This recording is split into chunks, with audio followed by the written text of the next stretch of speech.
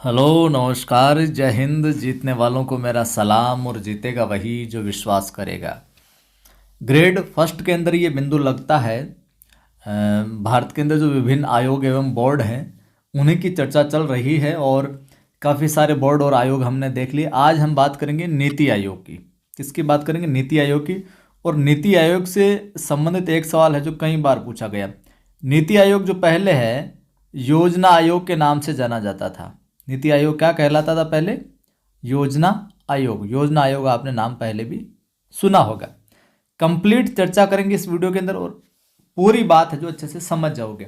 देखिए, हमारा प्रयास ये रहता है कि इस प्रकार से चीज़ों को आसानी से, आराम से, इत्मीनान से बताया जाए कि आपकी चीज़ें दिमाग में रटनी नहीं पड़े, बल्कि स्थायित्व लेती जाए बिल्कुल सहज रूप से।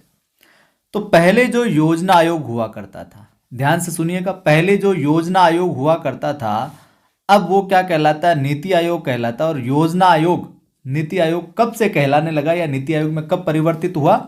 1 जनवरी 2015 से। 1 जनवरी 2015 को नीति आयोग ने जगह ले ली किसकी? योजना आयोग की। ठीक है सर। अब योजना आयोग की बेसिक कब से क्या प्रारंभ हुआ वो वीडियो के आखिर में मैं बता दूंगा। फिलहाल अब नीति आयोग है तो इसकी चर्चा कर लेते हैं। नीति आयोग है, इसकी संरचना की बात करें, इसके ढांचे की बात करें, नीति आयोग की संरचना या फिर हम कह सकते हैं इसका जो ढांचा है, किन किन लोगों से मिलकर नीति आयोग जो है वो पूर्ण होता है, कंप्लीट होता है। अब देखिए, सवाल ये कई बार पूछा गया, पहला कि नीति आयोग का अध्यक्ष कौन होता है? नीति आयोग का अध्यक्ष कौन होता है? तो नीति आयोग का अध्यक्ष होता है भैया प्रधानमंत्री। कौन होता है? प्रधानमंत्री। उपाध्यक्ष कौन होता है? प्रधानमंत्री द्वारा नियुक्त होता है। सवाल ये आ जाए, नीति आयोग के जो उपाध्यक्ष है, नीति आयोग का उपाध्यक्ष है, वो किसके द्वारा नियुक्त किया जाता है? तो आप उत्तर क्या कर दोगे? प्रधानमंत्री।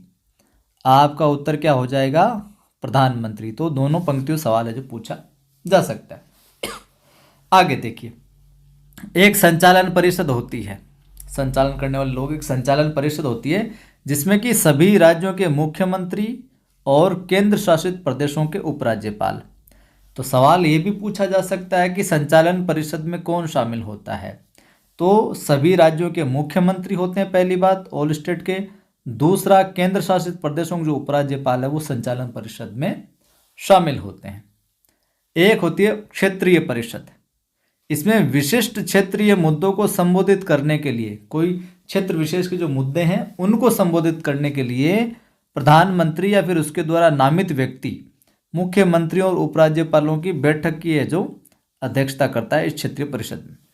तदर्थ सदस्यता की बात आए तो अग्रणी अनुसंधान संस्थानों से, जो टॉप के अनुसंधान संस्थान हैं उनसे बारी बारी से 2 पदेन है जो सदस्य चुने जाते हैं। पदेन सदस्यता की हम बात करें तो प्रधानमंत्री द्वारा नामित केंद्रीय मंत्रिपरिषद के अधिकतम 4 सदस्य, केंद्रीय मंत्रिपरिषद जो होती है उसके अधिकतम 4 सदस्य यहाँ पर है जो शामिल होते हैं पदेन सदस्यों में।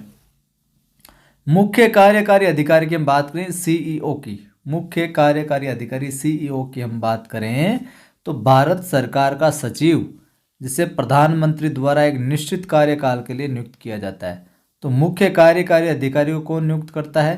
प्रधानमंत्री करता है, जो कि भारत सरकार एक सचिव होता है। ठीक है। विशेष आमंत्रण की हम बात करें तो प्रधानमंत्री द्वारा नामित विभिन्न क्षेत्रों के विशेषज्ञ भी इसके अंदर शामिल है जो होते हैं। अब आप पूछोगे कि नीति आयोग का उद्देश्य क्या है? पहले योजना आयोग था, अब नीति आयोग कर दिया, इसका मतलब काम क्या है, इसका उद्देश्य क्या है, किस वजह से ये बनाया गया? तो राज्यों के साथ निरंतर आधार पर संरचित समर्थन पहल और तंत्र के माध्यम से सहकारी संघवाद को बढ़ावा देना, ये मानते हुए कि मजबूत राज्य एक मजबूत राष्ट्र जो बनाते हैं। मतलब सब लोगों को एक साथ जोड़कर जो रखने का काम है जो इसका होता है। नीति आयोग का नाम ही नीति है, नीति आयोग, नैतिकता पर। ग्राम स्तर पर विश्वसनीय योजनाएं बनाने के लिए तंत्र विकसित करना और सरकार के उच्च स्तरों पर इन्हें उत्तरोत्तर एकत्रित करना। गांव के स्तर पर, ग्रामीण स्तर पर ऐसी योजनाएं बनाना जिनके अंदर लोगों का विश्वास भी और उनके लिए वो उपयोगी भी हो, इस प्रकार का तंत्र विकसित करना। और सरकार के जो उच्च स्तर है पर इन्हें उत्तरोत्तर एकत्रित है जो करना। ये बात भी सुनिश्चित करना के लिए कि विशेष रूप से इसे संदर्भित क्षेत्रों, राष्ट्रीय सुरक्षा के हितों को आर्थिक रणनीति और नीति आयोग में शामिल किया गया है। समाज के उन वर्गों पर विशेष ध्यान देना चाहिए जिन्हें आर्थिक प्रगति से पर्याप्त रूप से लाभ न मिलने का जोखिम हो सकता है। प्रमुख जो हितधारक हैं और राष्ट्रीय और अंतर्राष्ट्रीय समान विचारधारा वाले थिंक टैंकों के साथ साथ शैक्षिक और नीति अनुसंधान संस्थानों के बीच सलाह प्रदान करना और भागीदारी, मतलब कुल मिला के बात है कि नीतिगत रूप से क्या कुछ है जो राष्ट्र उन्नति के अंदर काम किया जा सकता है, वो इसका प्रमुख काम है। राष्ट्रीय और अंतर्राष्ट्रीय विशेषज्ञों, चिकित्सकों, अन्य भागीदारों के एक सहयोगी समुदाय के माध्यम से ज्ञान, नवाचार, उद्यमशीलता सहायता प्रणाली की स्थापना करना, विकास के एजेंडे के कार्यान्वयन में तेजी लाने के लिए अंतर क्षेत्रीय और अंतर विभागीय मुद्दों के समाधान हेतु मंच प्रदान करना। तो ये है नीति आयोग मोटे मोटे तौर पर। अब मैं जो पहले योजना आयोग कहलाता था, योजना आयोग के बारे में थोड़ा सा बता दूं आपको। परीक्षा में पूछ लिया जाए योजना आयोग कब बना था, क्या बना था, तो ये भी ध्यान में रखना। तो नीति आयोग का तो हो गया 1 जनवरी 2015 को फंडा हो गया। जो योजना आयोग है, योजना आयोग 1946 में, कब 1946 के अंदर एक महोदय थे केसी नियोगी। कौन थे? केसी नियोगी नाम के महोदय थे 1946 में। इनकी अध्यक्षता में गठित सलाहकार योजना बोर्ड की सिफारिश पर भारत में जो योजना आयोग की स्थापना होती है। 1946 में केसी नियोगी की अध्यक्षता में गठित एक सलाहकार योजना बोर्ड होता है, उसकी सिफारिश पर योजना आयोग की स्थापना होती है। कब? 15 मार्च 1950 ये तिथि देखने को मिलती है। ठीक है। और इस योजना आयोग का जो अध्यक्ष है वो भारत का प्रधानमंत्री होता है, वह आयोग की बैठकों की अध्यक्षता करता है। तो योजना आयोग का अध्यक्ष भारत का प्रधानमंत्री, ये ध्यान में रख लेना 15 मार्च 1950 को।